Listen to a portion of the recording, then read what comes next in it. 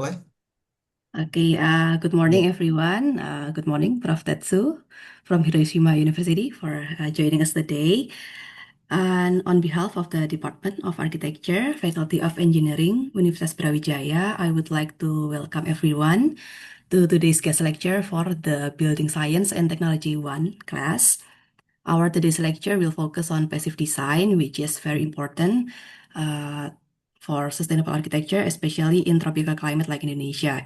And it's also one of the topic in our STB1 class.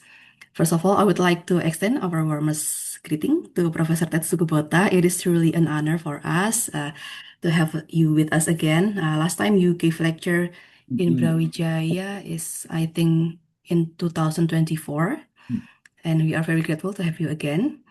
And yeah, before you start the lecture, I would like to introduce you to our student first. Professor Tetsu Kubota is from the Graduate School of Advanced Science and Engineering, Hiroshima University, Japan. And he completed his education at the Shibaura Institute of Technology in Japan, where he studied architecture and environmental system, and later pursue his graduate studies in regional environmental system engineering.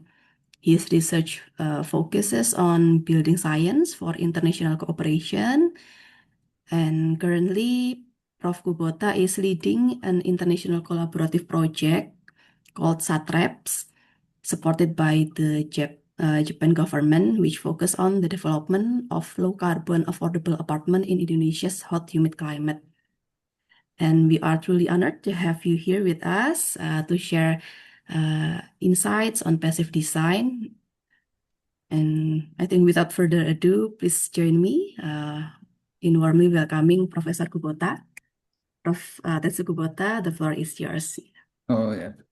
Okay, thank you so much for your nice introduction. So, yeah, selamat pagi and also very good morning. So, I'm Tetsu Kubota. As she said, I'm now working for, yes, Hiroshima University.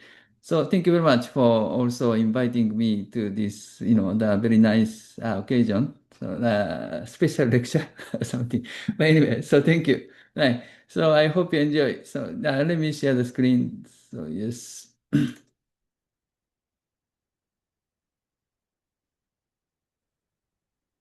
あれ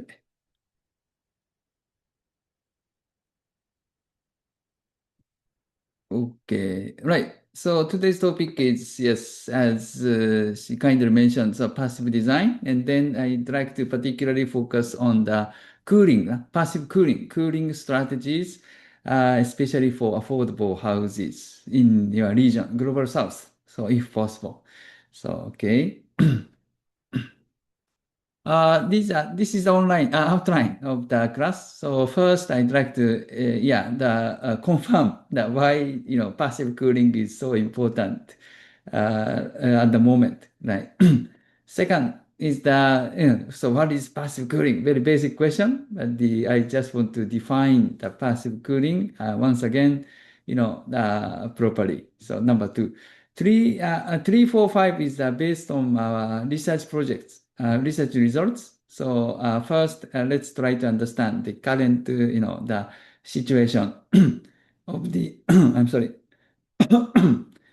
urban houses. And then number four is, yes, maybe it's interesting to take a look at the traditional houses, vernacular architecture.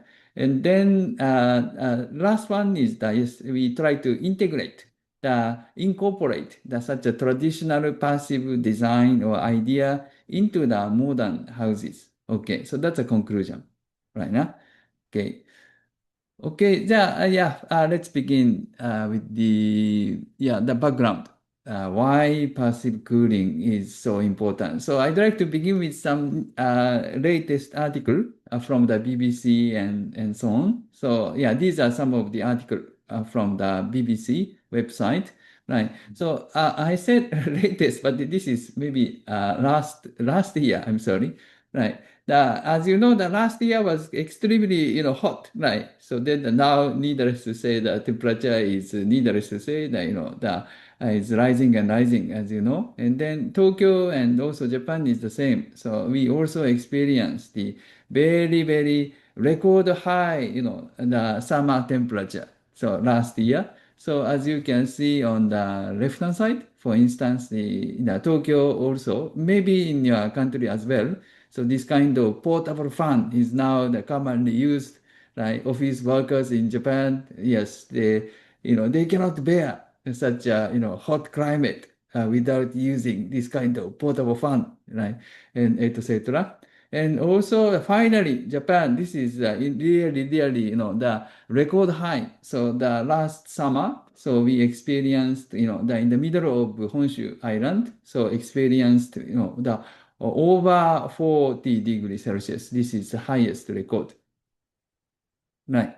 So of course, the globally, so now the temperature is rising, of needless to say. So this is 2 years ago, right? So yeah, as you know that now thanks to the Paris Agreement, so we now try to, the needless to say, reduce the temperature increase compared with the pre-industrial era. So as you know, right? So within 1.5, degrees Celsius, as you may know. So that's our target given by the Paris Agreement, as you may know. But now the 2 years later ago, right? Already, the temperature increase compared with the pre-industrial, era, already more than far more than our target, 1.6 or 7, as you can see here. So this is the current situation. So year by year, maybe day by day, maybe, temperature is rising and rising, as you can see here.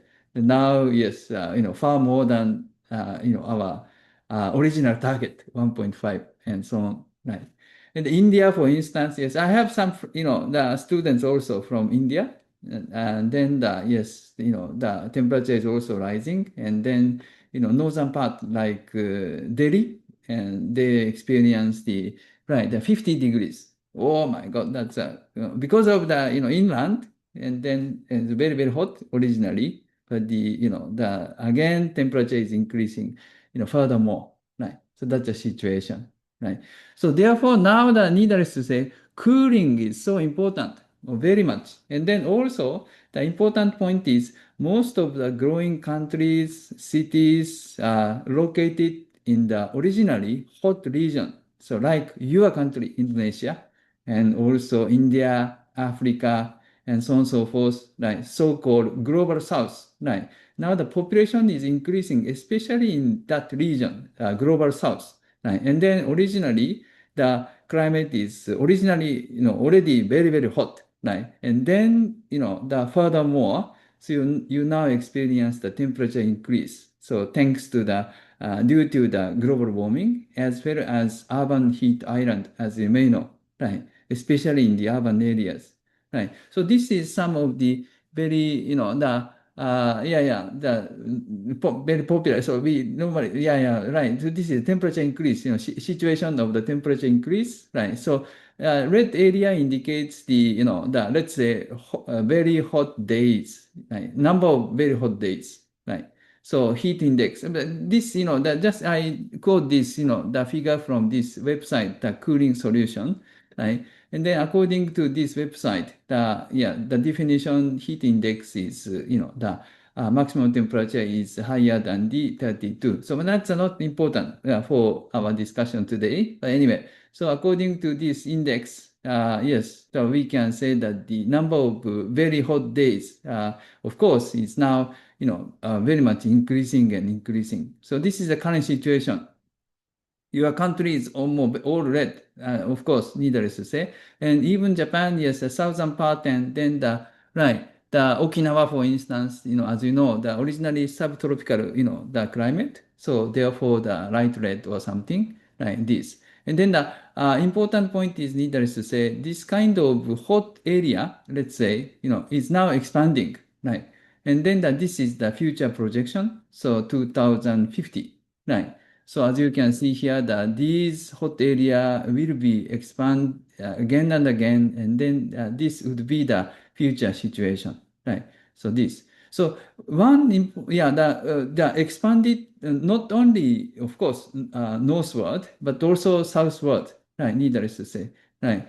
So yeah, one important point is, for instance, now Europe, for instance, the most of the area are white, right? White means that they don't experience the hot days, right? So but now the situation is changing at the moment. For instance, I was invited by the Italian researcher who is teaching in Venice University. So Venice is, as you know, that the northern part of the Italy, as you know, right. So it's the popular with the canal, so water channel, as you may know. So that's Venice, right. It's a little bit cool, like our how to say impression, right. But now that even in Venice, so they experience the summer temperature of surprisingly more than 40 degrees sometimes. So when they experience the heat wave, right?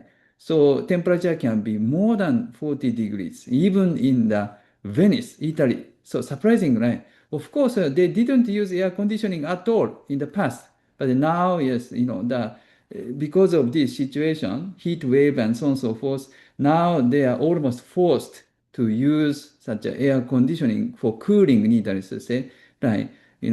For the first time for them, right? So therefore, now they cannot adapt actually. So because they have not yet, they used the air conditioning at all in the past, but suddenly now the situation is changing.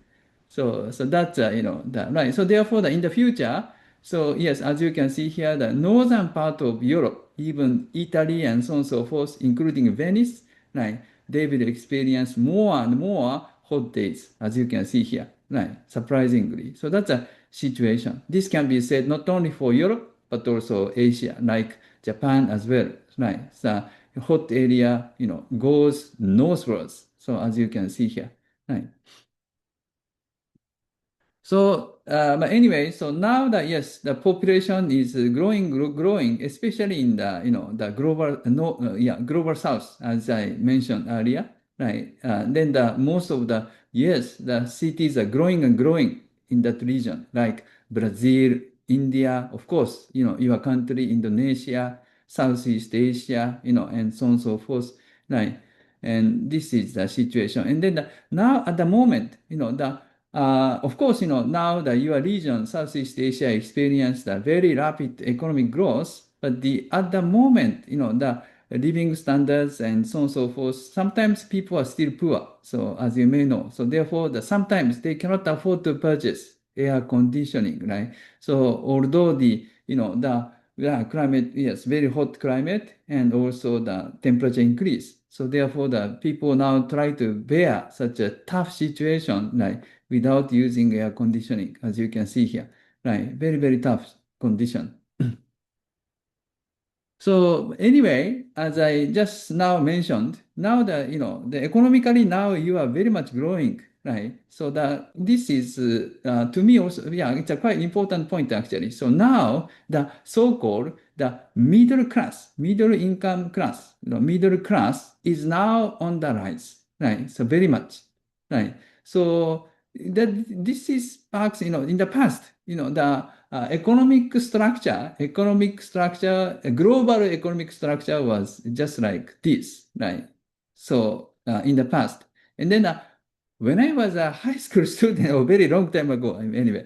So or maybe when I was a university student like you, right? So I was taught that the world is divided into two groups, right? So one is rich country, so OECD country, so-called developed country. So it's a tip of iceberg, but the population-wise, but these small tip of iceberg, small countries dominate the economy, right? So that's a developed country, and then the rest of the globe, the world is developing country, and then the relatively poor. So therefore, the such a population or economic structure is just like a pyramid, right? So then divide it into two. Developed country is a very, very small portion, and the rest is developing country, right? So that was the global view of the past. Like at least when I was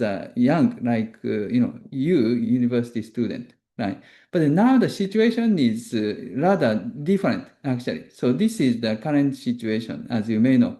Now that yes, middle class is rather in the the right majority, right? Or although in the past, in the bottom pyramid, so-called, relatively poor people are the majority, but now it's not. Now that you experienced already, the certain level of economic growth, rapid economic growth. So therefore, the most of the people are now middle class globally.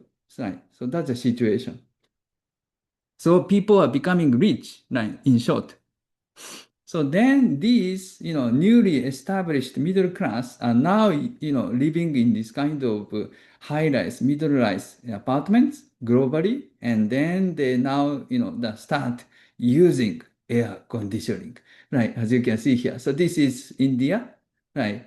Oh, middle-class apartment, right? This is also Brazil, right?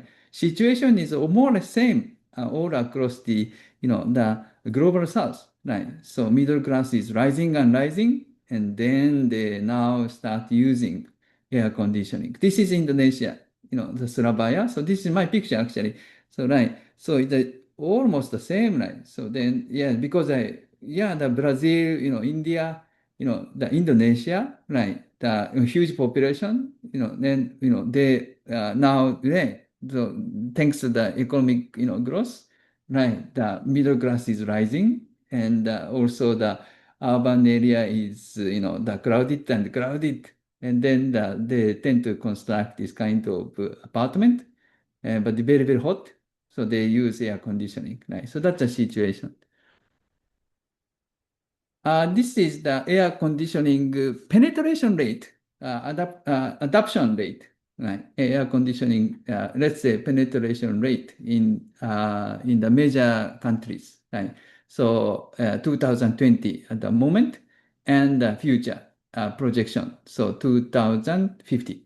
Okay, this, right? So in left-hand side is the, let's say, the developed country, let's say OECD or something. So United States, Japan, Australia. So of course, the air conditioning is, already widely spread. So of course, everybody use the air conditioning, right? So Japan, for instance, almost 100%, right? Number-wise, more than 100% actually. So number-wise means that each of the household, now have two, on the average of two or three. Right. So if we, count the number, number-wise, the percentage, ownership percentage can be approximately 200 or 300 in the case of Japan. So anyway, so this is just a per household wise, right? Household wise, per household. Anyway, so yeah, 90% or something.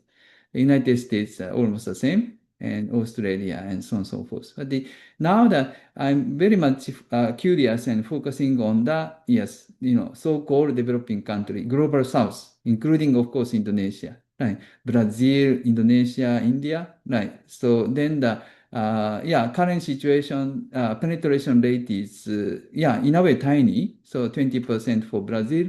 And this is surprising actually. So 5%. This is nationwide, the data, right? So this includes not only urban population, but also rural population. So therefore the 5%, I believe, right?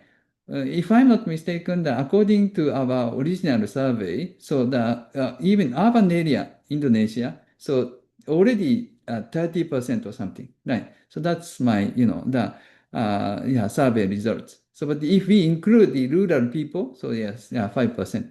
But now that yes, it's as you know that it's air conditioning is now increasing, rising and rising. So maybe we will reach 30 or 40% soon, as you can see here. India as well, right? This.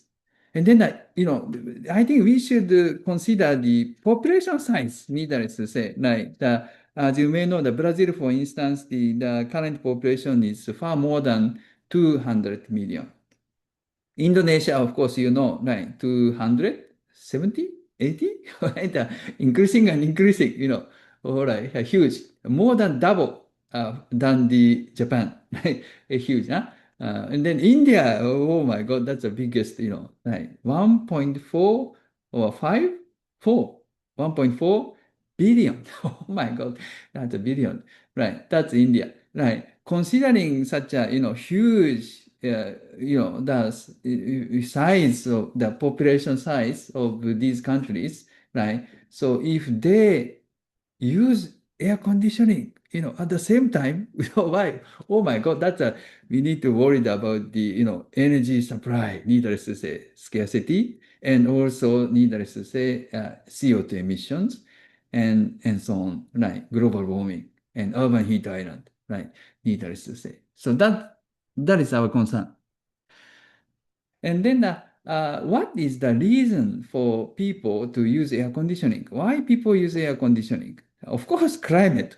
Of course, hot. So therefore, we use air conditioning, needless to say, right? But the second, but the most important, in a way, reason, trigger is income after, climate, right? As you can see here, that these all, well, let's say, hot countries. Italy is the exception, but anyway, right? So then, on top of the climate, right? So income do affect of course, air conditioning usage, right? And as you can see here, so yeah, for each country, so now we divide into three, the high income class, middle income class, and low income class, right? So then ironically, so yeah, any air conditioning ownership and air conditioning use is closely related to the income level.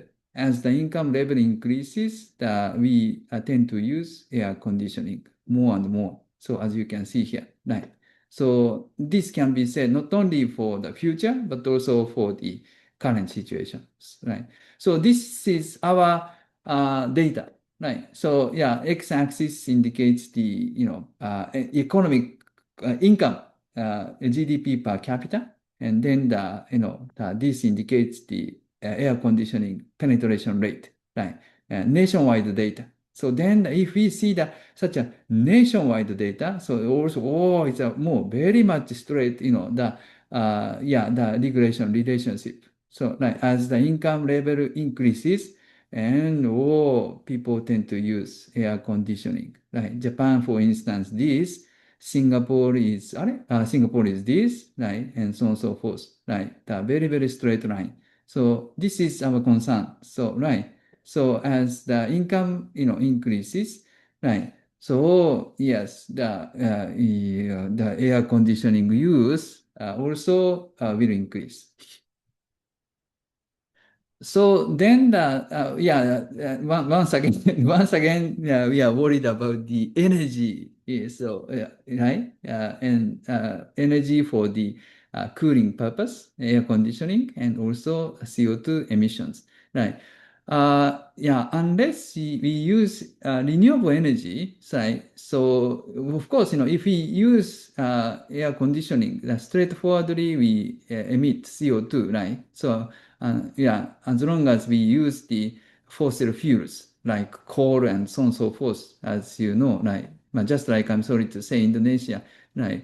So we are very much still depends on the fossil fuel, coal, gas, oil, right? So therefore yes, once we use air conditioning straightforwardly, so we will increase the CO2 emission, needless to say. So this is the India, for instance, and Brazil, Indonesia, Italy, right? For instance, first of all, this is the projection of the total electricity, the consumption, right? Of course, India now already huge, but this is really concern because the population is so huge that electricity use also will be increased very dramatically by, let's say, 2050, right? As you can see here, the more than double. This is really concern, right? Needless to say.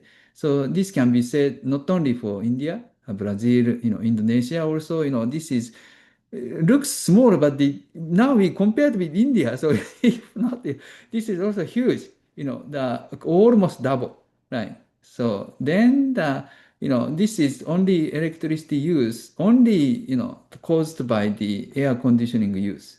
The huge, right? As you can see here, right? So maybe according to this, yeah, 30% or 40% of the electricity will be used for the air conditioning alone, right? So that's why it's a very huge contribution, right? So, okay. So, yeah, this is CO2 emission. So anyway, so now we understand, right? So, passive cooling is now important because right. So your country is always hot and humid, and then you now still, very much rely on the fossil fuel for electricity generation and etc. So therefore, yes, in order to achieve for instance, carbon neutrality, right? Needless to say, it's important to, right, to reduce the energy for cooling, energy for air conditioning, right? So therefore, passive cooling is needed, right? So this is the first, message, right? Okay, good. And just second is let's define once again passive cooling. So this is very, very traditional, the textbook. Sorry, like very traditionally. So yeah, we are taught that passive cooling should be, passive cooling design, passive design should be taken in three steps, right? So this is so-called three-tier approach, as you may know, right? First tier, second tier, and third tier. Right, so they are just like pyramid, as you can see here. I will tell you later in detail.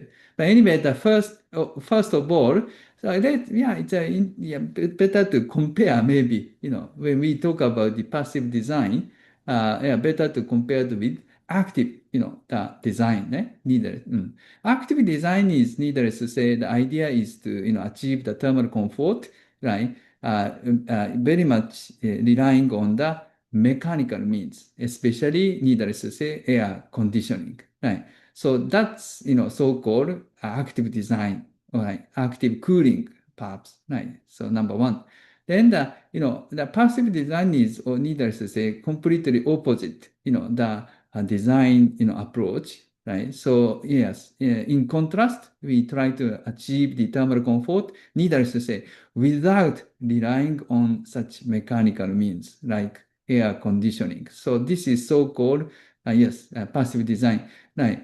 So how to achieve the thermal comfort? If so, right. So then, yes, we try to utilize the natural energies as much as we can, right? Natural, plural, energies, right? So of course, we need to find the possible energy sources as much as we can, right? So this can include one example, needless to say, natural ventilation. This is also one of the natural energy, right? So, and also the solar, for instance, right? Of course, yeah, normally solar is used for heating, so therefore it's difficult to use it for cooling, but that's also important in a way source of energy, needless natural energy, right? And so on. So this is the idea, right? So we try to utilize these natural energies as much as we can, and then try to achieve the thermal comfort inside the building. So this is the passive, the cooling or passive design. Good, right? And so therefore, if we take a look at the cost and benefit, right? So let's compare again the, active design and passive design. In short, in terms of the initial cost, right? So yeah, passive design could be, the more expensive than the active design. Like, can be, but this depends on the design, needless to say, right? But in the case of passive design, we may have to perhaps, install the insulation, for instance, and then very proper, the shading, like, the deep roof and so on and so forth. And, we need to elaborate perhaps the nice design and so on and so forth. Yeah, this may cost, slightly more than the very, very normal, the only box building, like for instance, without any, insulation and so on and so forth, right? So therefore, yes, as indicated here, so yes, the passive design in terms of the initial cost could be, more expensive than the active design, but depends on the, design. So therefore, question mark. But let's say this, right? But the more importantly, the operational cost, yes, I'm 100% sure that the active design is, of course, higher than the, right, the passive design because we don't use air conditioning. Imagine, right? So then we try to achieve the thermal comfort, right, without using air conditioning. So if we don't use air conditioning, right, so if so, of course, that we can dramatically reduce right, the electricity cost, right, needless to say. So therefore, here is a very, very sure, right? So passive design is much, more or less expensive than the active design in terms of operational cost. So therefore, it's very, very important to, think of so-called life cycle, the cost. Right? So that's very important. Life cycle assessment is very, very crucial to, when we think of, passive design. Right? So this is so-called three-tier approach, as I mentioned earlier, right? So yeah, we are taught this is very traditional, the textbook knowledge. I'm sorry, right? First, we need to do the heat avoidance in terms of cooling, and then second step, the passive cooling, and third step, mechanical cooling. Heat avoidance. Do you understand heat avoidance? Because the first we need to prevent the heat from entering the building first, right? So that's makes sense, right? Of course, that because once the heat enter the building, we need to remove, right? So that this will take cost, right? So therefore, before the entering the heat, so I think that better to prevent the heat from entering the building, right? That is the heat avoidance, right? Heat prevention, so-called, in other words, right? This should be the first step, right? And then after doing so, I mean, after, avoiding the heat from entering the building, and then second step is we try to remove the heat, from inside to outside, right? So that is the second step, right? And then if still, you cannot achieve the thermal comfort, after taking the two steps, heat avoidance and let's say passive cooling, then okay, so the last choice is to, rely on the mechanical cooling like air conditioning or even ceiling fan, right? So this is the third tier, right? So we should go, step by step, right? First, heat avoidance, shading device, insulation, and etc., so that we can prevent the heat from entering. And then the second step, the remove the heat from inside to outside. And then still not, enough, so we can, yeah, rely on the mechanical cooling. Right. Good. So that's a very, very basic, let's say theory for the passive, cooling. This is, a bit, advanced. Anyway, so this is my original, the classification for the passive cooling, the approaches. There are so many, passive cooling approach available, passive cooling approaches. And then, interestingly, each of the passive cooling technique is effect is tiny, right? For instance, if you put the insulation, of course, the effect is there, but it's not so big, effect in a way, right? So therefore, we normally try to adapt the multiple, techniques at the same time, right? So combination is very important. Integration is very important because one single passive cooling technique, cannot achieve the thermal comfort, right? So especially in your country, like hot, humid, very tough climate, right? So therefore, as I mentioned, right, just now, right, it's a very, very important to optimize the passive cooling, the multiple techniques, right. So into one, we need to combine and integrate such a optimum multiple passive cooling techniques into one, right. So integration, optimization is very important, right. So that's yes, right. So please keep it in mind. And then I just, try to summarize these specific passive cooling techniques in terms of the target scale, right? So, and then, and also the approaches. So, right. So, of course, passive cooling techniques can be applied at the different scale, different target. For instance, for, larger outdoor scale, for surrounding area, for envelope level, right? For indoor space, right? Even for behavior. So we have, the several, as you can see here, let's say adaptive approaches, adaptive behaviors, as you may know. For instance, the, opening window, right? This is also, in a way, this is like also one of the passive cooling approach, right? Also the, that we change the activity level and even change the posture, or maybe the take off our clothes, for instance, adjustment of the clothing, for instance. These things also, right, in a way, passive cooling approach at the behavior level, right? So this is a yellow box, right?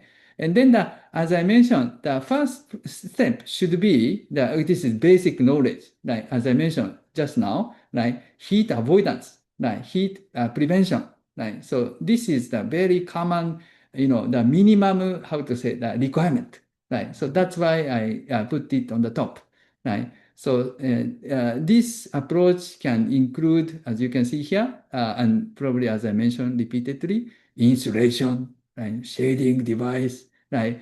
Vegetation even, right? We can block the heat, right? We can block the solar radiation, right? So this is the, some of the technique under this, strategy, heat prevention, heat protection. Good, right? And then surface property, do you know the reflective paint, right? So this is also the, one of the technique in this, category, right? That also nicely prevent the heat, right, from entering the building, reflecting paint, right? So that's why I put here, right? And then after doing such a, let's say, minimum, the required approach, the first step, and then we can enter the, let's say, second step, right? So yeah, there are one or two or three options, as you can see here. First, the important decision is okay, you can go for active approach or maybe passive approach. Good.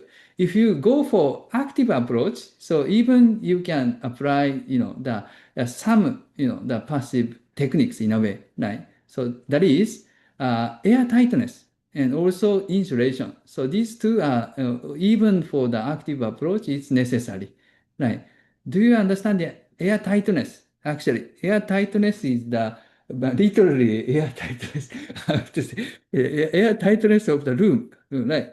So we sometimes, Asian people, including me, Japanese, we don't have a sense of air tightness actually, because traditionally, our building are very, very, fully ventilated, right? So therefore, we don't have a sense of air tightness. But the air tightness is so important for the air conditioning efficiency, right? Needless to say. Sometimes, people tend to use air conditioning in inefficient ways. For instance, there are still so many leaking actually. Or sometimes people tend to use air conditioning while opening windows. That's of course, how to say that unbelievable, right? Of course, that's completely you now waste the heat, cool, actually, needless to say. But the people are not aware of such a things, right, in Asia, including Japan, right? But of course, we should close windows, of course, when we use air conditioning, right? Needless to say, right? So this is the so-called air tightness, right? So when we use air conditioning, right, we should needless to close such a, the gap and leaking, needless to say, right? So that we can improve the, the right, air tightness and therefore energy efficiency, right? So that's air tightness, right? So anyway, so here air tightness, and then if we go for passive approach, yes, and then yes, I think it's interesting to divide into two, how to say the ways. One way approach is comfort ventilation approach. Second is structural cooling approach. So this is a bit advanced actually. So maybe it's difficult for especially young bachelor students to understand this point. But anyway, so just keep in mind. Maybe in the later, yes, you can understand. Anyway, so just for information, for comfort ventilation, my point is suitable passive cooling approach should be different depending on the material used, right? Thermal mass, the condition of the building, right? So if for the, let's say, for the, lightweight material, lightweight, building, lightweight, light thermal mass, low thermal mass building, example is needless to say, the wood and timber, the house, for instance. Just imagine Malay house, for instance, timber, tin, the layer timber structure, right? So in that case, you cannot carry the, heat, by the structure, right? So very light, thermal mass, low thermal mass, right? In that case, I will tell you later in detail, but in that case, you cannot enjoy the cool, thanks to the structure itself, right? So normally indoor temperature will follow the outdoor temperature in the case of such a lightweight, low thermal mass building like timber Malay house, for instance. I will tell you later, right? So in that case, we cannot reduce the air temperature, indoor temperature, during the daytime, right? So because the automatically, the indoor temperature will follow the outdoors, right? So because of this lightweight, low thermal mass material structure, right? In that case, we cannot reduce the indoor temperature. So therefore, we have to rely on the wind, right? More and more, right? So that's the idea of the comfort ventilation strategy, right? This is appropriate and then suitable, especially for the lightweight, low thermal mass building like timber structure, as I mentioned repeatedly. Right. So I will tell you maybe later in detail. Right. In the case of concrete brick, the structure, so in that case, yes, you can reduce the indoor temperature, right? Thanks to the, this heavy, high thermal mass, like brick and concrete, right? In that case, as I mentioned, right? So you may not be able to enjoy the nice breeze, but if you close windows during the daytime, you can enjoy the slightly lower indoor temperature, interestingly, because of this, high thermal mass, right? In that case, so-called night ventilation or high ceiling, and then these, approaches are more, suitable, appropriate, than the, how to say, full ventilation, as you can see here. So this is, let's say, structural cooling approach. And then the key word is, key phrase is cool, but still. No breeze, no wind, but the, relatively cool, the indoor temperature. Right? In the case of comfort ventilation, you cannot enjoy the cool, but you can enjoy the breeze. Right? So therefore, warm, but breeze, right? So that's, the comfort ventilation approach. I will tell you maybe later. This is a bit difficult. Huh? Anyway, after that, yes, even at the behavior level, yes, we can adapt some passive behavior, as I mentioned at the beginning. Right, good. So anyway, so then let's go to the next section. Yes, yeah.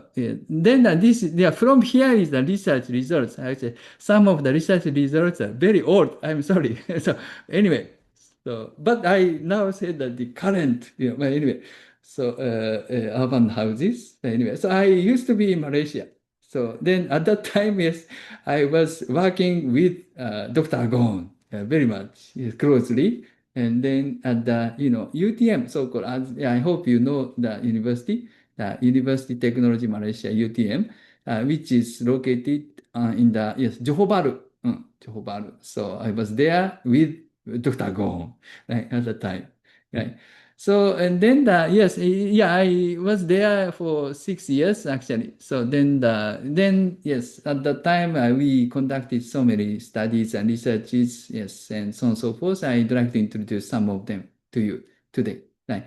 So terrace house.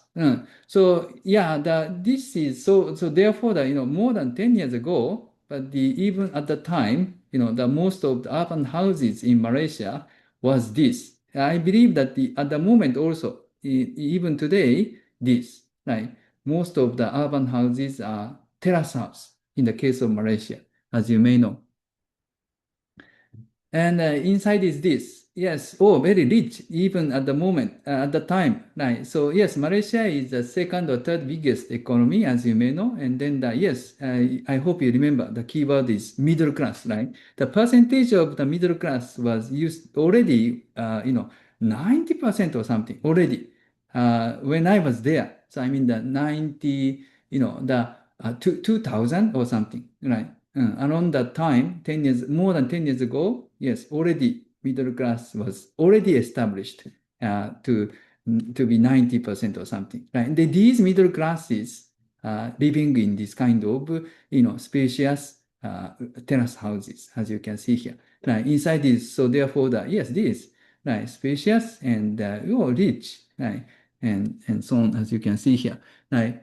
And then the point is that this actually, the first point is, yes, as I said, that this is in a way surprising actually. It's very homogeneous, right? The house type is quite homogeneous, and then in the urban areas, we have approximately 50% of the houses, terrace house, all terrace house. So that's surprising point number one, and more importantly, so this is really, really important for me, right?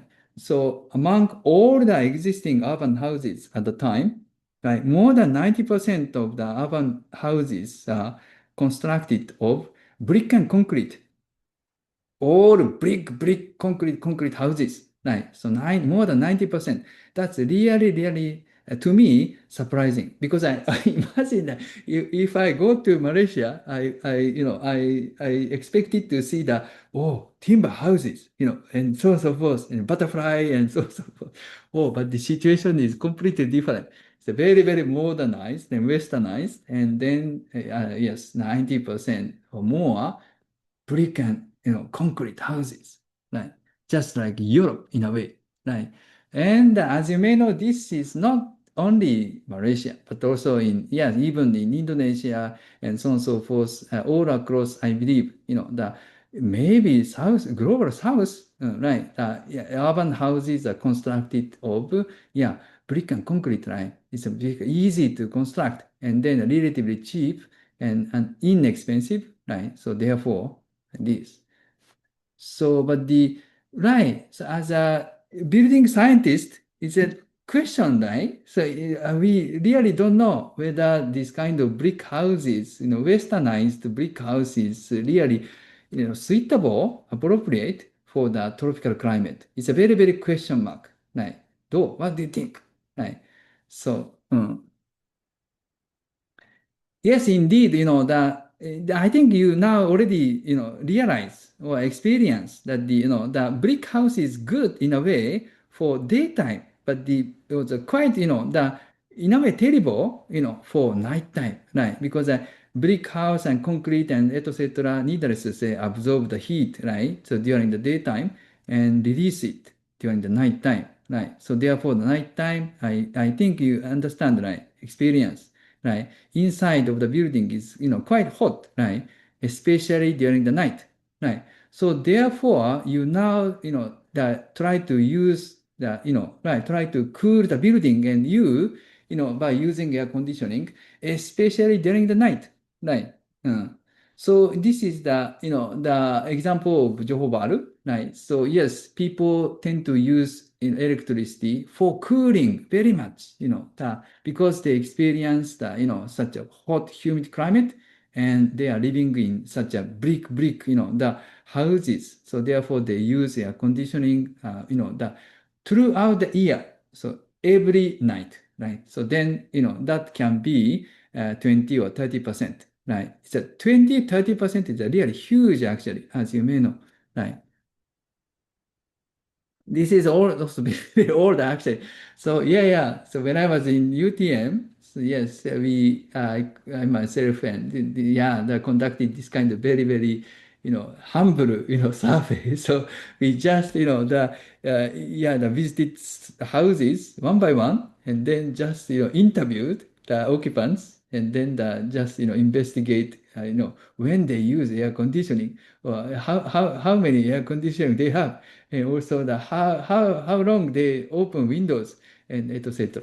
Right? But that's a very important, actually, basic information. So then then we found that it's a very, very, the important findings are there. So for instance, people use air conditioning, not during the daytime, but during the night for long, right? As I mentioned repeatedly. So so this is 24 hours, and our survey results, and the apartment and terrace house, and the peak is, the 12 noon. No, I'm sorry, midnight. I'm sorry, right? And then the surprising point is even until the next day, 5 a.m. or something, they continuously use air conditioning, using that maybe timer, right, during the sleep. But interestingly, they still open windows, regardless of air conditioning ownership, right, whether they have air conditioning or not, they open windows, interestingly, during the daytime instead, right? So this is, interesting. So this reason is, two reasons are there. One reason is, yes, they install air conditioning not in the living room, but in the bedroom, right? As you know, right? So that's why the daytime they don't use air conditioning, because air conditioning is installed in the bedroom. So therefore, living room does not have the air conditioning, right? And then the second is as I mentioned that earlier, the brick and concrete house, the temperature is increased, especially during the night, right? So therefore, they use air conditioning, especially during the night.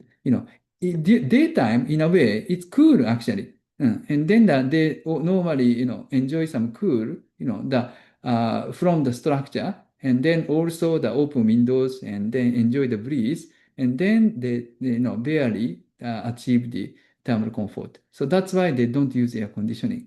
Right? That's interesting, actually. And why they close windows during the night. So that this is, I think, I think you are agreeable. Right? Also, I have experience of, living in the tropics so long time. So then I understandable. Right? It's the insects, right? Also the security. So therefore, they very much hesitate to open windows during the night. Right? This is also I'm sorry, very old, the survey results, but a very important tendency, right? The set point temperature of the air conditioning is quite low, as you can see here, right? Now the perhaps it's a, maybe the getting better and better, I believe, I hope. But at the time, 10 years ago or something, right, this was the situation. So, right, as you can see here, most people, tend to set the set point temperature, air conditioning set point temperature to be very low, average 22, and sometimes, the even minimum, lowest, set point temperature, right? The 16 or 70, that's freezing, actually, right? That's impossible. Anyway, so that's, of course, as you know, set point temperature do affect the, energy consumption. So as you may know, so therefore this is really important point, actually. So why so low, actually? So there are two points. I'd like, right, 2 points, important points are there, right? At least, right. One is, this is important. As I mentioned earlier, okay, right? So even though, even if their set point temperature is so low, for instance, 60 or 70, I do believe that the, resulting actual, the indoor temperature is not as low as this, right? Because if 16, really freezing, honestly speaking, right?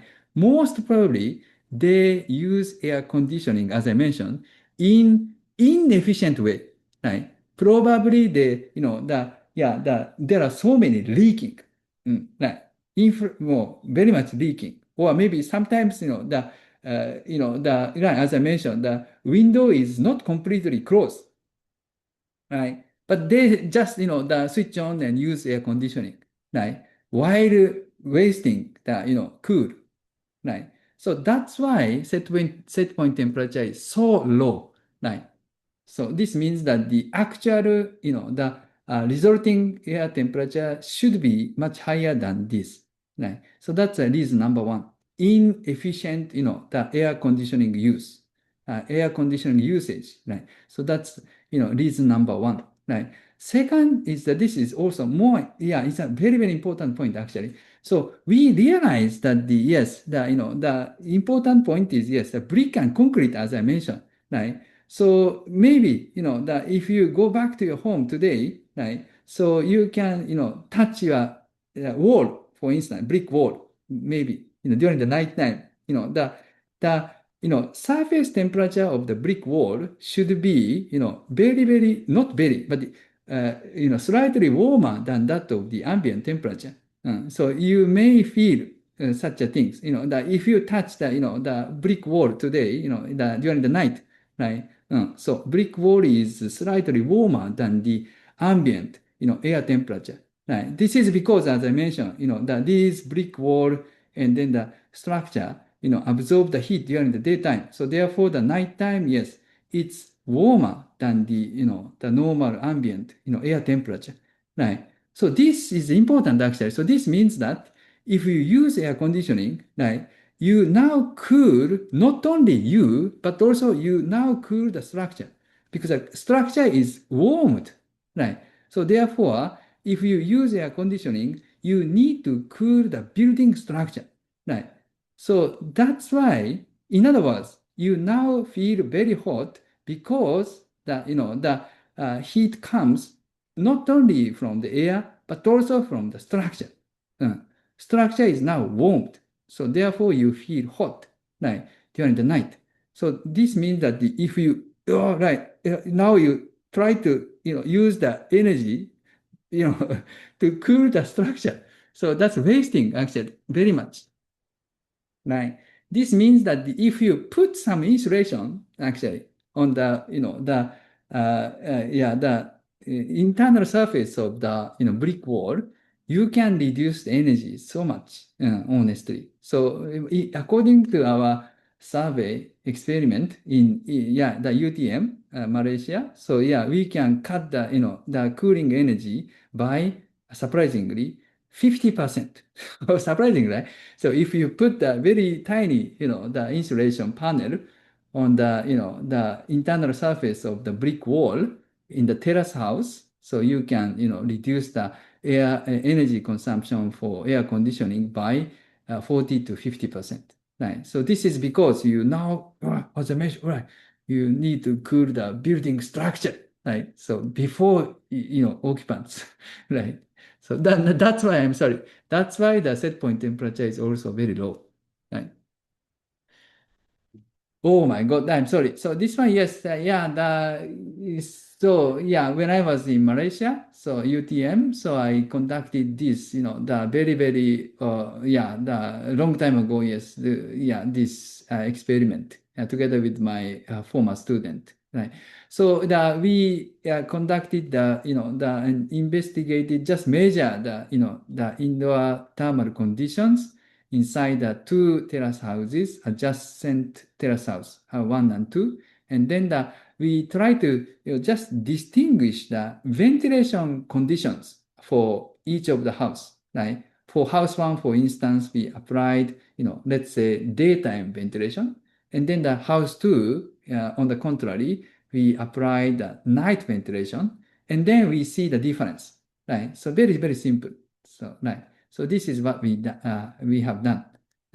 So daytime ventilation is just literally, so daytime we open windows, and then nighttime we close windows, right? So this is in a way our current practice, right? People do like this, right? At the moment, right? Currently, right? Normally people open windows during the daytime, nighttime close. So therefore, this is current, the condition, daytime ventilation, ne? Okay. Night ventilation is completely opposite. Right. So yes, literally, the nighttime open windows, daytime close. Right. So that's night ventilation. Right. It's very, very simple.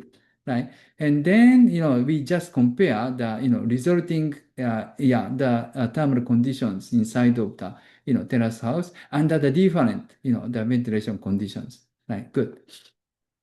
Oh, Malaysia, yes, outdoor temperature is this. Right, this is inside of the, the urban area, so near to the our university at the time. And then the, outdoor temperature, maximum temperature can be, yes, it's hotter than maybe, Jakarta or Indonesia. Malam, I think, of course, much lower, right? But anyway, so in the case of Johor Bahru, in the urban area, right, maximum temperature can be 34 to 36, as you can see here. So, right. Minimum temperature can be 24, 25, as you can see here. So this is the, yes, the urban condition. Right, good. And then so daytime ventilation. In the case of current practice, if you open windows during the daytime, as I mentioned earlier, right, of course, outdoor warm, hot temperature will enter. So therefore, yes, indoor temperature will follow the outdoor temperature. Yeah, right, as you can see here, closely. So this is the, yes, right? And then worst situation is nighttime.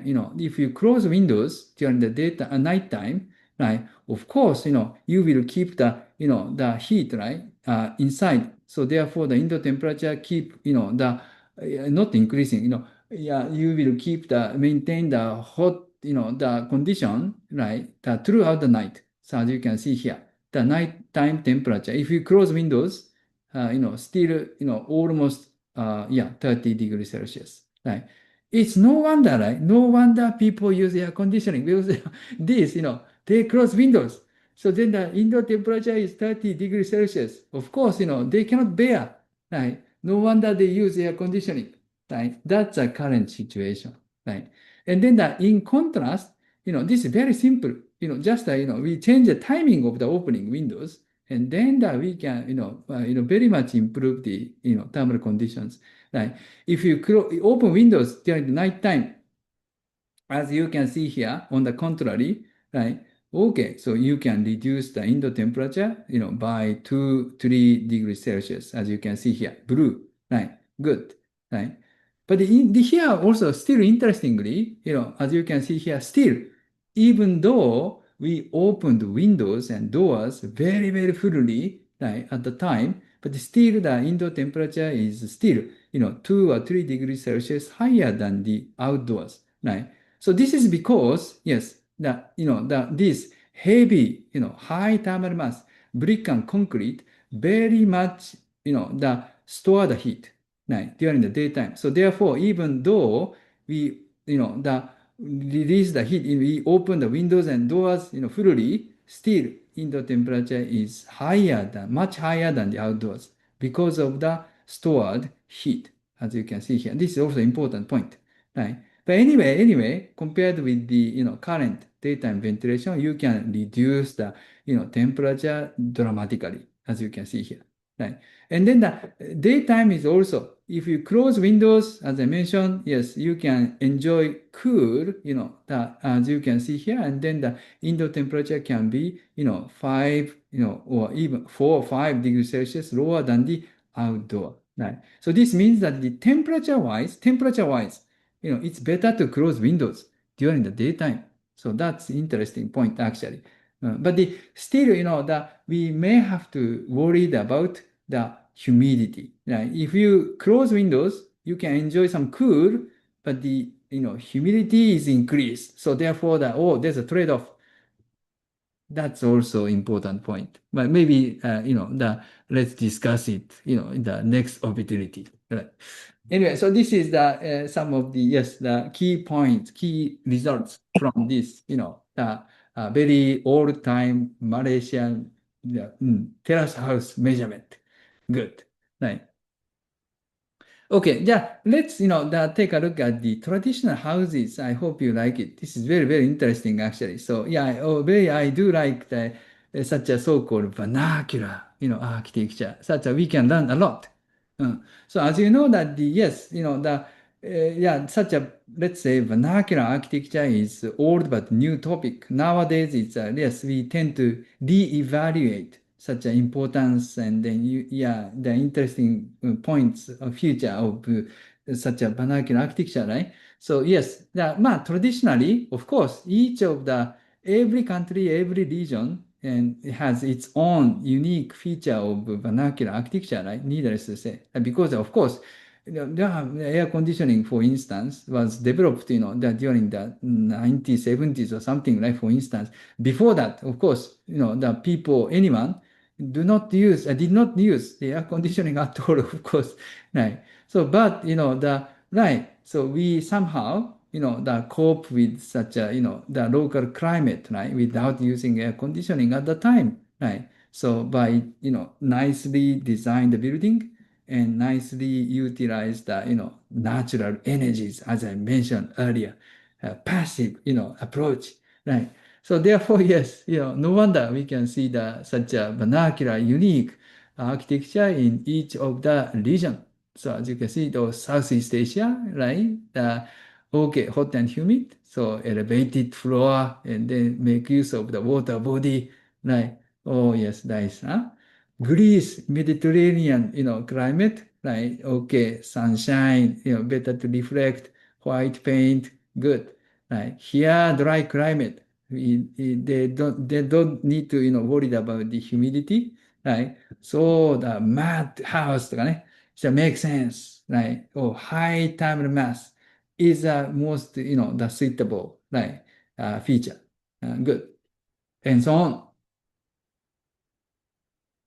Why, now such a vernacular architecture is highlighted, right? Because as I mentioned, it's now the hot and, new topic actually. It's why we tend to evaluate such a vernacular architecture. One is, of course, that yes, we can learn a lot about the, energy saving, right? So yes, it's right, as I mentioned, yes, vernacular architecture, yes, withstood or, bear such a tough condition without relying on mechanical means originally, right? So now we can learn a lot from the, vernacular architecture in this energy saving aspect. Good, right? Material also, right? So nowadays, modern houses tend to use, so many materials, coming from different countries, even different regions, right? So this, consume a lot of energy for the material itself, but also the transportation and so on and so forth, right? So-called embodied energy, as you know, right? Vernacular architecture is, in this, aspect also very, the friendly, right? Material, material-wise, very, very eco-friendly, right? Because, vernacular architecture normally, they just try to utilize the very domestic local material available nearby. So then no transportation, the energy, and also the most of the such a local material, renewable, reusable material. So therefore, the material-wise also very, very, eco-friendly, as I mentioned. We can learn a lot. Like culturally also, anyway, so this is a different discussion. Maybe later, let's discuss it. I just want to, share with you two examples, if possible. So one is yes, Malay house. Maybe everybody knows, right? So it's a very, very typical, the timber, the vernacular structure in Southeast Asia, right? Not only, of course, Malaysia, but also in your country and etc. Like this. It's very makes sense right. So this is a very typical example of lightweight, low thermal mass, the building, right? So it's a thin timber, very, very thin. So therefore, the no thermal capacity, almost, the very, very lightweight, right? So therefore, the very much utilize the natural ventilation, right? So because, they cannot enjoy the cool, inside. So therefore, they very much utilize wind instead, right? And then, of course, first step, do you remember the heat projection, protection, heat avoidance? Oh, very much, they very much emphasize, like apply the first step very much, such as, big roof, right? Good shading, and, deep eave, and then the attic space, right? So these are in a way, the very good example of the first, step, first approach of the passive design, heat avoidance. Right, good. Uh, okay, good. And then also, right, this is also important, actually, surrounding tree, right? So that's also, I know that, the people traditionally, the purposely plant, such a tall trees along such a, yeah, the mare house, right? And then these tall trees give a nice shade, right, to the building, right? That's also first step, yeah, heat avoidance, right? So very, very makes sense. Then anyway, so yes, yeah, again, when I was in Malaysia, so together with my students, yes, we also measured the existing Malay house in Johor Bahru. Yeah, these are the existing living, Malay house near the Johor Bahru city, right? But of course, these Malay houses are not located in the city. Yeah, outskirt. I mean the suburban rural area. Right. But yes, well conserved in a way. Right. And then but the most of the features, the well maintained as intact, but only the important change is the roof material, right? Of course, they used to use the plants, right, the, the timber, sorry, the touch roof, I'm sorry, right? But nowadays, yes, normally, they tend to use the, metallic material like zinc, right? Zinc roof is really, in a way, terrible, honestly speaking, because, heat penetration is almost 100%, right? Unlike the plant, the roof, like, right, the touch roof or something. That in the case of touch roof, the insulation performance is good. So therefore, we can block the heat. But oh my God, this is important change actually. But except for the zinc roof, yeah, the most of the other, features are almost original, Mare style. Okay, and then this is the measurement results. As you can see here, yes, this is, yes, once again, the black indicates the outdoor temperature, and red indicates the, measured indoor temperature inside the Malay house, right? So now you can understand, right? So then yes, this is what I said. Now, yes, low thermal mass, house, building, right? So this structure cannot carry the heat. So therefore, the indoor temperature closely follow the outdoors, right? This is what I said. Right? Very typical, in a way, profile. Right? So, but nighttime temperature is slightly warmer than the outdoor. So this is because unoccupied and closed windows. So therefore, right, except for that, so yes, this. And then the daytime temperature is slightly warmer than the, outdoor, right? So this is because of the zinc roof. If, traditional thatch roof, I think the indoor temperature daytime can be equal or slightly lower than the even outdoor. Right? But this is unfortunately slightly higher. But except for that, I'm sorry, yes, they closely follow. Right, good. So you may think that, okay, sensei, oh yeah, this is, it's not so, the surprising or something, right?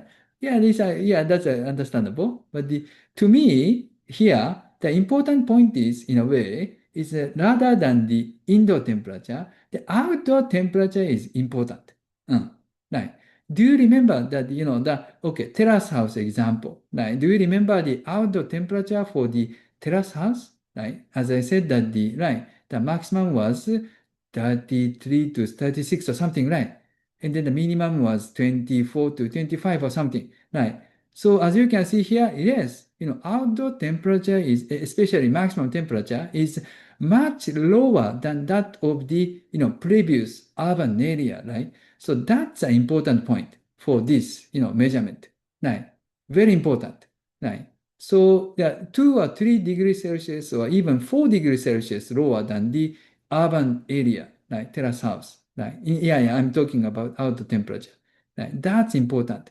Why outdoor temperature is so low than the terrace house? So because number one is that yes, urban heat island, right? Because now the location is not urban area but the rural area. So therefore, the less urban heat island. So background temperature is much lower than that of the urban area because less urban heat island. That's reason number one. Reason number two is this. Yes, it's a plant, the vegetation, right? It's a Malay house is surrounded by this kind of nice shade trees, right?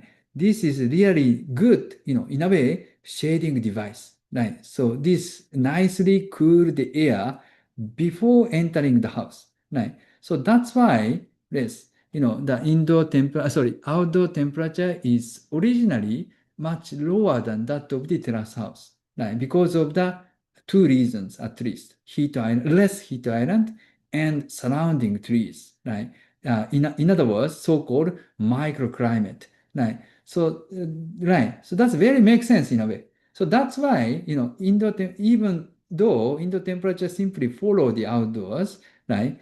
But the indoor temperature still, keep the relatively lower level, thanks to the lowered outdoor temperature. Right. That's a very important point. Right. Okay, so this is just the illustration of the such a traditional environmental technique for traditional Malay house. Right.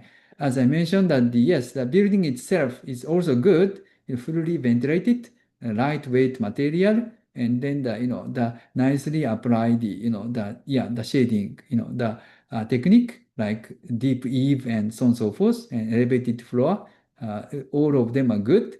And then furthermore, on top of that, very important point is the surrounding tree. So this play a role as a pre-cooling, so-called, right? Just try to cool the air before entering the building, pre-cooling, right? That this kind of microclimate is also very important as a passive design. Okay, right. The second, this is more, yes, yeah, in terms of the scientific finding, contribution, this is much more bigger than the, Malay house. So now let's take a look at this example, like Chinese shop house. Right. As you may know that, yes, you have so many immigrants from China, mainland China, like all across Southeast Asia, like so Malaysia is also the same, as you know, like much more than Indonesia. 30% of the population are right that came from China, as you know, in the case of Malaysia. Right. These Chinese immigrants, they brought not only the food culture or something, and then but also building style also. They nicely brought such a even building style, building culture, architecture culture from the mainland to the each of the Southeast Asian countries. Right. So Chinese are very in a way wise, interesting. And then anyway, so then they constructed this kind of the so-called Chinese shop house all across Southeast Asia, especially to the right in the urban areas. Malacca is one of them. Yeah. The important point here is the courtyard, actually. So as you can see here, right, interesting feature of yes, the is courtyard. The why courtyard? Because right, as you can see here, right, the frontage is quite small, as you can see here. Sometimes the frontage can be 6 meters or 7 meters. I will tell you later. But it's a quite deep plan, right? Yeah, can be 20 or 30 meters, right? So frontage is only, far less than 10 meter.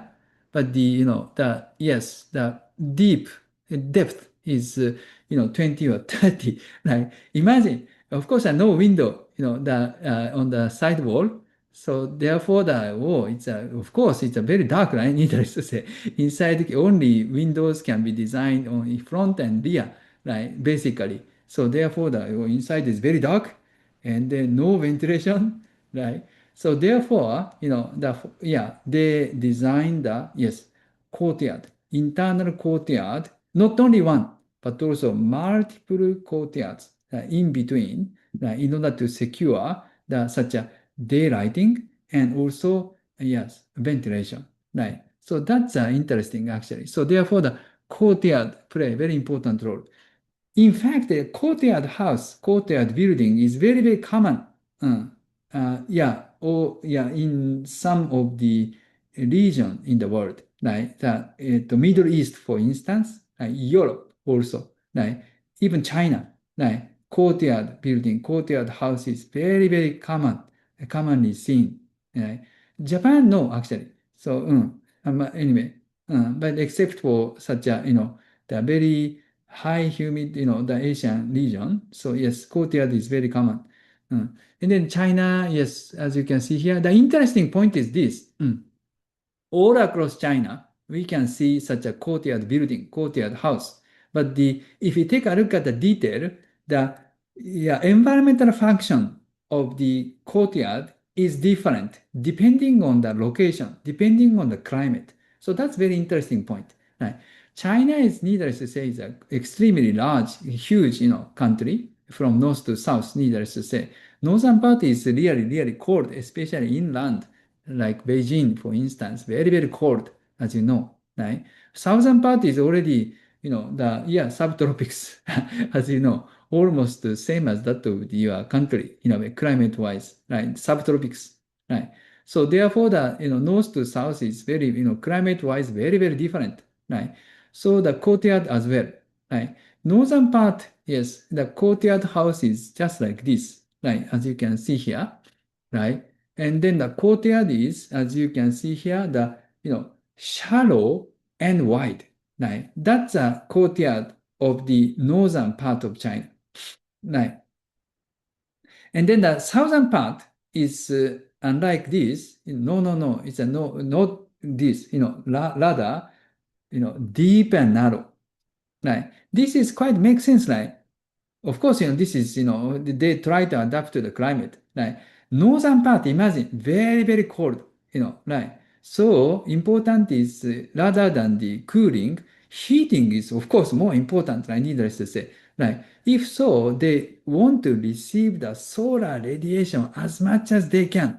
Right? So that's, the most important, is a must for, northern part. Right? So in order to receive the low angle, winter sun, right? So yes, this kind of shallow, right, wide courtyard is the best choice, right? So if we do so, so yes, this building, for instance, can receive the, such a low angle winter sun, right, during the winter months for heating purpose, right? So that's why, yes, this, courtyard is a perfect, option, right? And then in the southern part, subtropics, right? Of course, such a sunshine is rather unwanted. It's right because hot, needless to say. So therefore, the shading is much more important, right? So therefore, yes, they try to reduce the size of the courtyard, and deep, narrow courtyard is more, commonly seen, right? So that is the yes, the interesting point actually. So then, in fact, they apply this deep, narrow courtyard style to Southeast Asia, right? So yes, in your country also, right, you may see this kind of Chinese shoppers, right? So this is Vietnam, but the even, yes, most of the, Southeast Asian country has this kind of style, if I'm not mistaken, and deep, narrow, courtyard style. Malacca, have you been to Malacca? That's very nice, tourist spot, right? So it's a World Heritage, as you know, and then they were occupied by different country. So therefore, it's culture-wise, it's a melting pot. So it's influenced by different cultures, the Portuguese and Netherlands, and also the British and even Japan, as you know, and right. So it's right, yeah.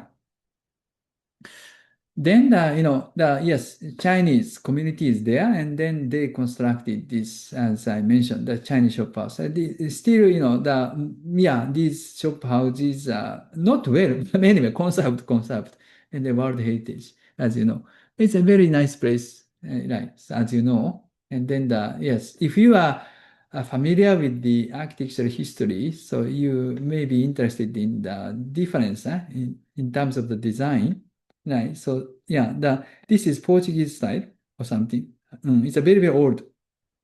Yeah, design is slightly different depending on the occupied country, actually. So this is Art Deco, so something. But anyway, but this is a different discussion. So maybe let's discuss it maybe in the different opportunity. So let's focus on the science, Okay, so this is, yes, again, we fortunately, so we, thanks to the NUS, we just, we managed to conduct this kind of field measurement in the two adjacent shop houses at the time, as you can see here.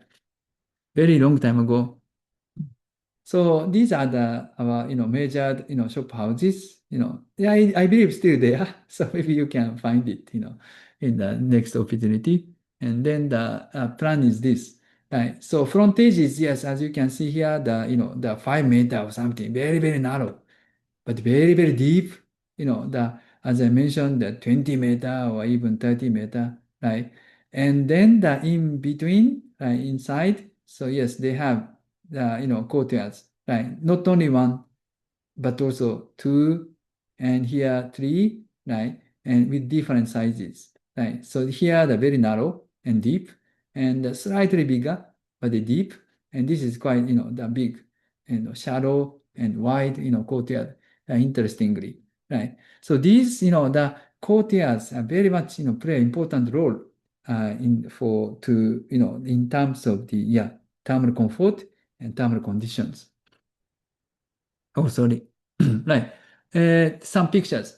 Right. So yeah, each of once again, the passive techniques quite tiny, but they apply so many multiple, nicely, the passive cooling techniques. Interestingly, that this is, in a way, the good example of the passive design in a way, right? So for instance, each of the technique really tiny. For instance, this is, the terracotta, for instance. But scientifically, this makes sense, right? Because the terracotta, this kind of, the unburned, the roof tile, this can also still retain the rainwater, right? Interestingly. So then this kind of retained water, it can contribute to the evaporative cooling, right? So therefore, this is also makes sense, actually. So rather than the shining, right, roof tile, so terracotta is, in a way, it's a better choice. Very makes sense. Of course, very high ceiling. The ceiling height can be much higher than right, the regular size, right? This is also makes sense, right? Because, otherwise we cannot secure the ventilation, right? Unless we make use of the upper part, right? We cannot ventilate, right? So therefore, it's a very, makes sense to design this kind of high ceiling, right? Very tiny, but very important. Right. And then, in fact, they design this kind of permanent openings, right, for all the partition, right, so that we can enjoy the permanent ventilation. Right. That's very, makes sense. And here the courtyard, and here the common well, right. Well, actually, this well is during, is shared by the two houses actually. So very efficient. But anyway, so then that sometimes spread the water, right? Just like, Japanese uchimizu, I'm sorry. And, to evaporate, yes, cooling. That also makes sense, right? And etc. Very nice. Yeah, this is very surprising actually. Yeah, so yes, it's yeah, for the first time, yeah, I was very amazed and then surprised to see these results. So, but this is really actual results. We measure the temperature inside as before, and then this is the consequences. Right. So outdoor temperature, this is a bit overestimated, I'm sorry. Right, perhaps. But okay, so the maximum temperature was, yeah, let's say 34 to 5, let's say. And then the minimum temperature, this is urban area, very much urban area, Malacca, right? So therefore high, so 26 to 7, right? Much higher than the Mare House, right, in a way, right? Surprising point number one is, oh, it's a very, very cool, right? Very cool, right? So yeah, daytime, for instance, right? The daytime temperature indoor, inside, on the ground floor, right? Next to the, the courtyard. Oh, 6 degrees Celsius lower than the outside. That's very surprising. In fact, it's cool, honestly.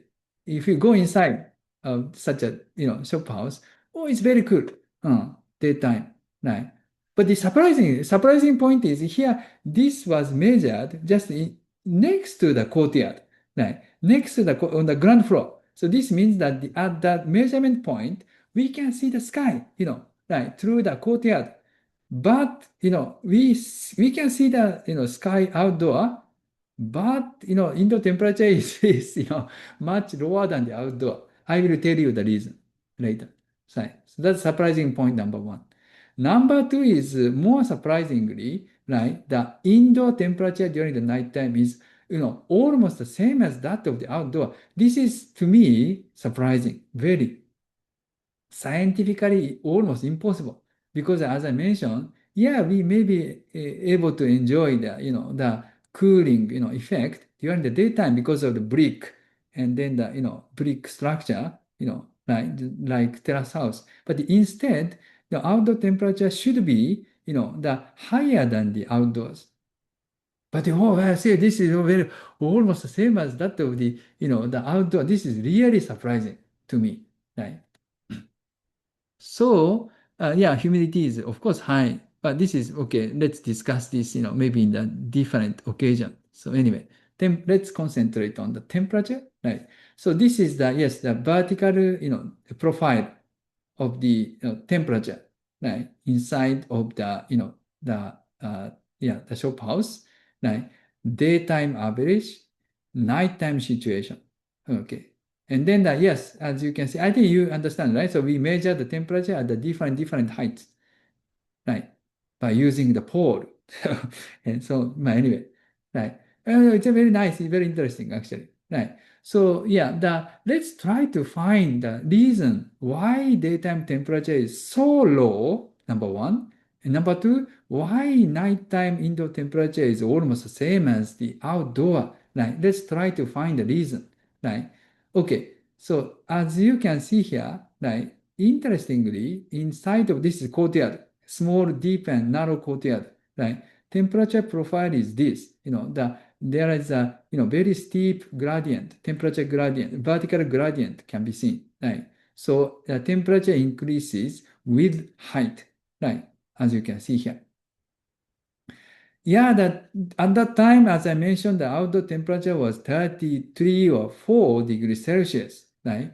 And then on the upper part of the courtyard, yes, okay, almost the same as that of the outdoor, but the lower part is, as I mentioned earlier, very repeatedly, it's much lower than the outdoor space, right? Although here occupant can see the sky, right?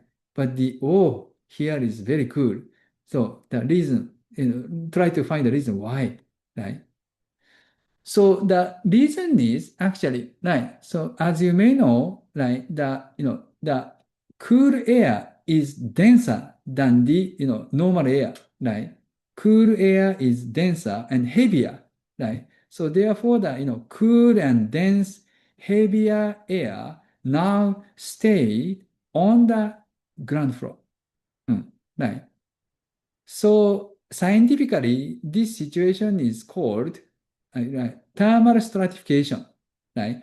Thermal stratification happened. Right? So therefore, and then, this cool and dense, heavier air is now stay on the lower part of the building. Right? So therefore, even though, right, so this courtyard is open to the sky, right, the, yes, occupant level here still can enjoy the extremely lower temperature, right, because of the thermal stratification, right? So this is the interesting reason, right?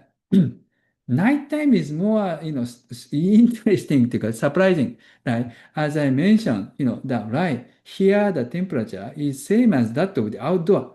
In fact, as you can see here, yes, temperature profile, vertical profile is almost straight line. Straight means that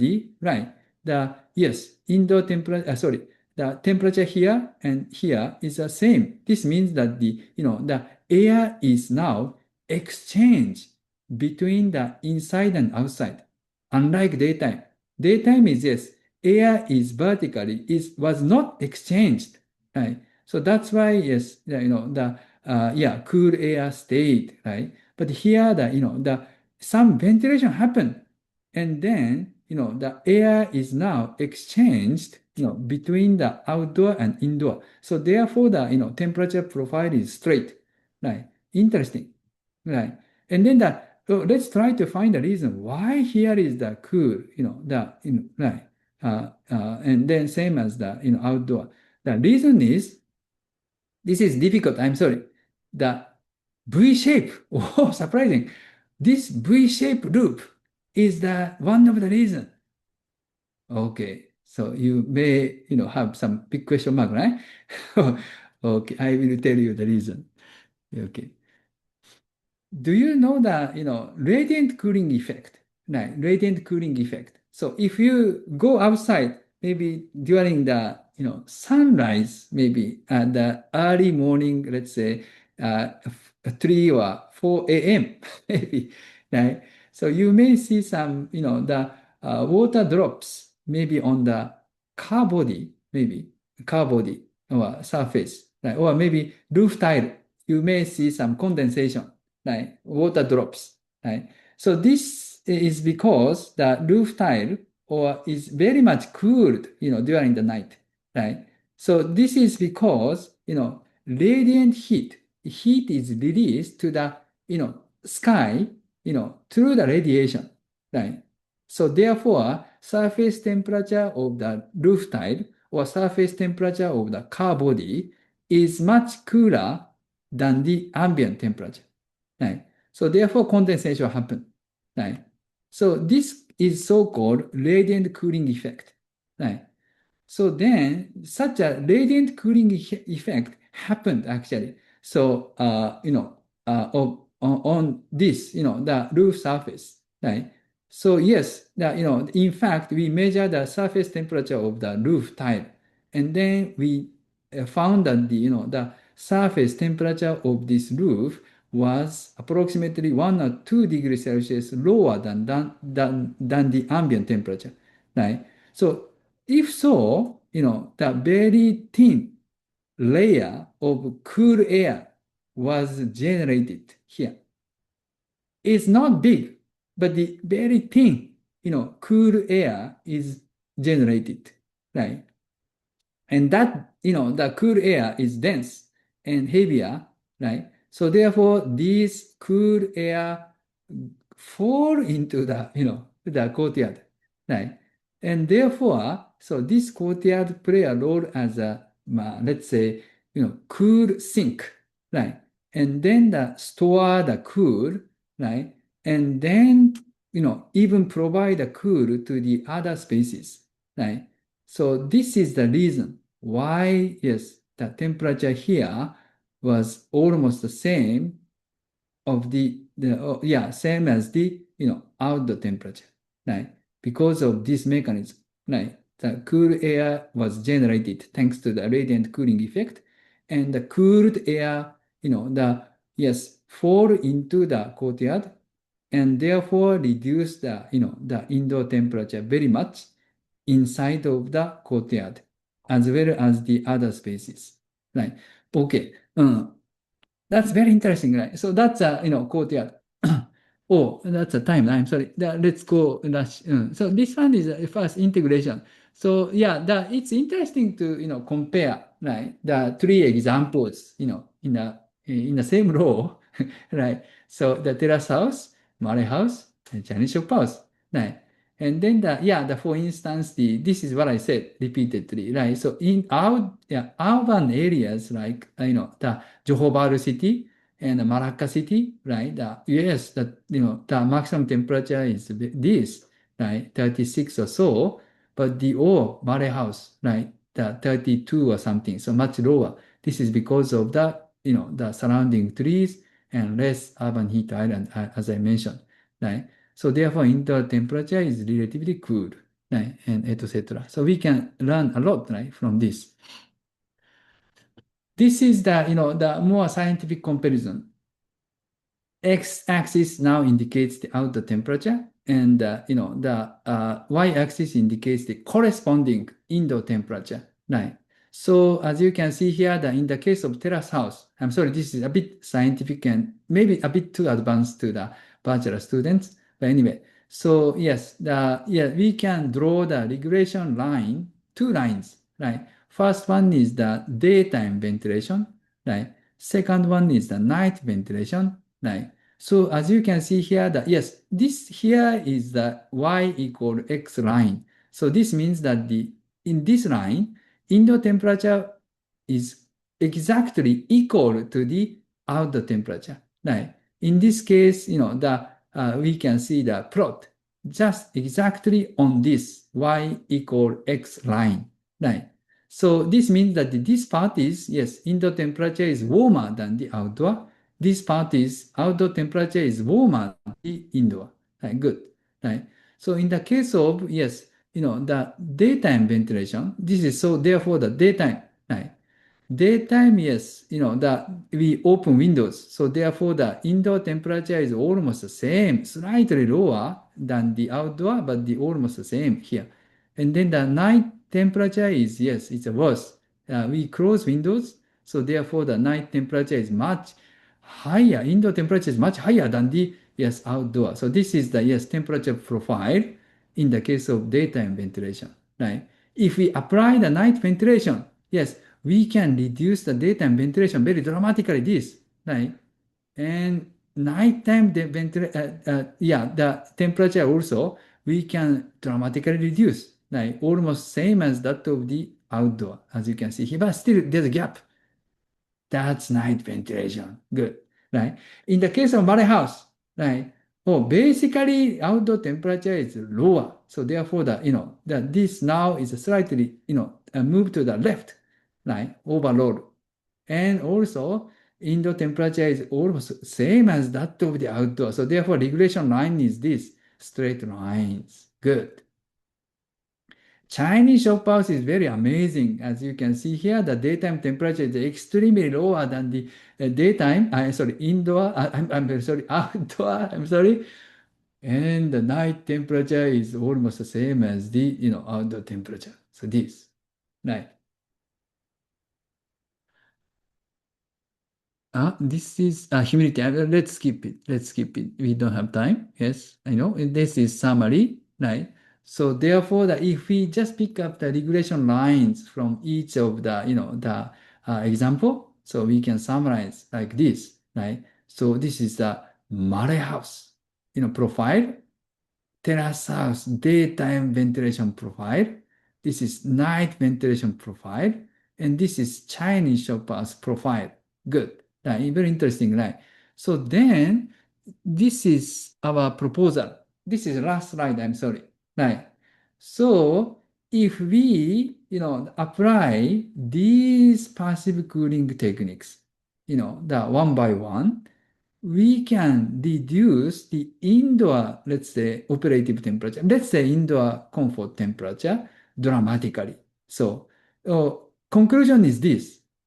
Yes, we can reduce the temperature profile to this ideal, the model, right? If we apply the, passive cooling techniques nicely, the step by step, yeah, right, nicely, as you can see here. Let me explain slightly. Right. First step is, yes, night ventilation is, yes, dramatically we can reduce the indoor temperature, right? So yes, this is daytime ventilation, right? So if we apply the night ventilation, we can change the, temperature profile from this to this, right? As I mentioned. Good. That's the first step. Second step is B, like roof ceiling insulation. So this is do you remember the first step, heat avoidance, right? If we apply the heat avoidance properly, first step, we can reduce the temperature like this, B, right? So from here to this, B. And then C is the, okay, next step is the, wall shading and shading device, right? If we apply the shading device more properly, right, we can reduce the maximum daytime temperature largely, right? C. We can, shift the maximum temperature from here to here. C, huh? And then the, night temperature is, yes, the courtyard is perhaps, one of the better option. We can apply, if we apply the courtyard design or something, we can swing the, night ventilation profile to this, right? So then we should not forget about the microclimate, as I mentioned earlier, very repeated. This is very important. If we apply the nice microclimate and etc., right, we can shift the temperature profile to the left, right, because we can reduce the background outdoor temperature. So therefore E, right. So then all combined, we can draw this ideal profile, right. So then if so, we can meet the thermal comfort, the limitation, right? So without using air conditioning. Right. So that's yes, it's just our, just a, a final, proposal at the time. So 10 years ago or something. But anyway, so yes, this is the final results. Thank you so much. Yes, that's terima kasih. I mean, now doing the, some, the passive cooling, the projects in Indonesia, as she mentioned. So then these are some of the, the pictures. We constructed the first experimental house in Tegal. This is the first one. And second one is now the just being completed. This is the second experimental house. So it's a hybrid construction actually. So yeah, the mixed with the, the RC concrete and timber. So this part is timber. So yes, if you are interested in, please contact me. Yes. Terima kasih. Thank you so much. Okay, terima kasih. Thank you, Professor Kubota, for your very detailed presentation on passive design. So from your lecture, I get that with now we have a higher income in our country. With higher income, people will have a higher demand for comfort, so they use more air conditioning. And that's why we need to apply passive design more importantly right now, because we can reduce the cooling load for the AC before we use it. And there are three tiered approach. First is heat avoidance, second is passive cooling, third is mechanical cooling. And I think the most important thing that we have to apply is your last presentation slide, the passive cooling strategies. There are 5 steps. One is doing the night ventilation, second is ceiling insulation, third is window shading, fourth is the using the courtyard, and fifth is maintaining the microclimate. Yeah. Okay. Now we open the Q&A session for all students. If you have any question, you can raise your hand if you want to ask directly to Professor Kubota. Is there any question from students? Okay, let me start the question. Yeah, I have a question for you. Mm. Mm. Um, you mentioned that right now we have an increasingly hot temperature every year. Uh, do you think in the future is it still feasible to use natural ventilation in our houses, or Mm. do we have to focus more on how to treat our building to lower the cooling load from the AC, like maintaining, treating the building facade or something? Mm.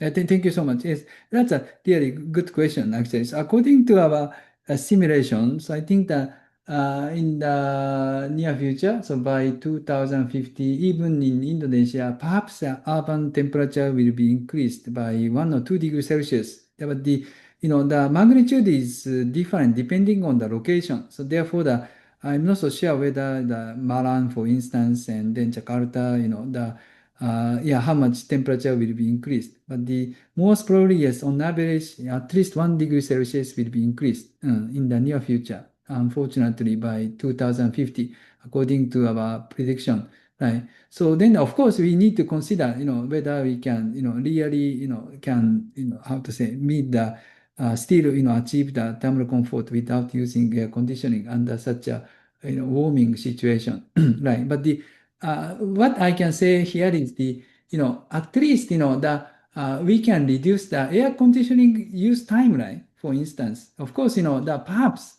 if you experience the temperature increase of 1 degree Celsius, for instance, you may have to use, air conditioning, for some time, right? But not all the time, right? For instance, right?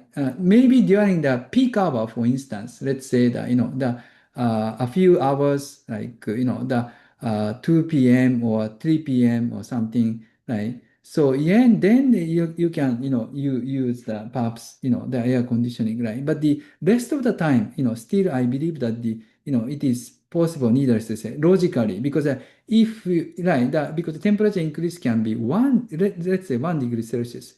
This means that only the small portion of the, hour, day, that you may have to use the air conditioning, but the rest of the day hours, so I believe that it's very possible to, achieve the thermal comfort without using air conditioning, right?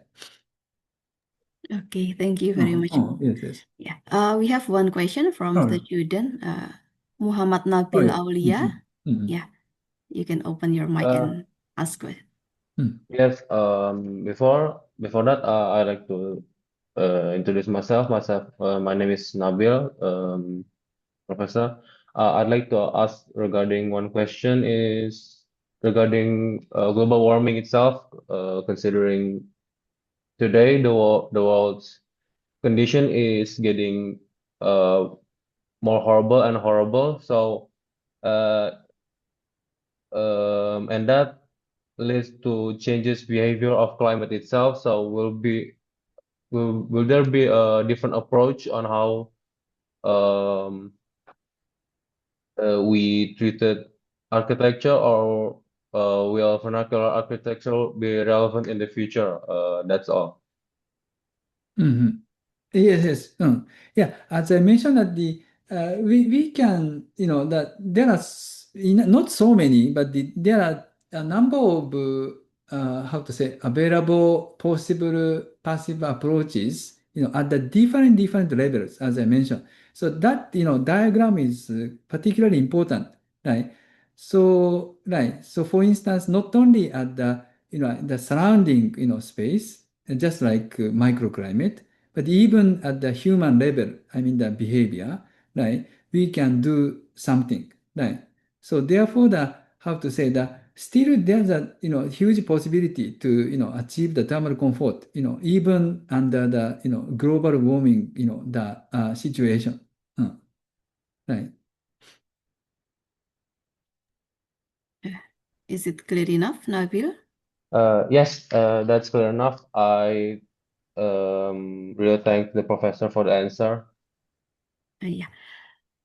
We have another question from the audience, Prof Kubota. We have the impression that the wooden house is cooler than brick house, but from your presentation, it turns out the temperature in wooden house will follow the outdoor temperature. Do you still think wooden house still better than brick for tropical houses? Oh, that's also a good question. Mm, mm, mm, mm, mm, mm, mm. Mm. It's good. In a way, yes, and in a way, no. It's difficult to say that. How to say that? Yeah, the even if we apply even for the timber house, for instance, if we install the insulation, for instance, right? If so, that we can dramatically change the thermal performance, needless to say, right? So therefore, it's a little bit dangerous to say that the which is good, the timber house versus the brick house, right? This is too straightforward actually.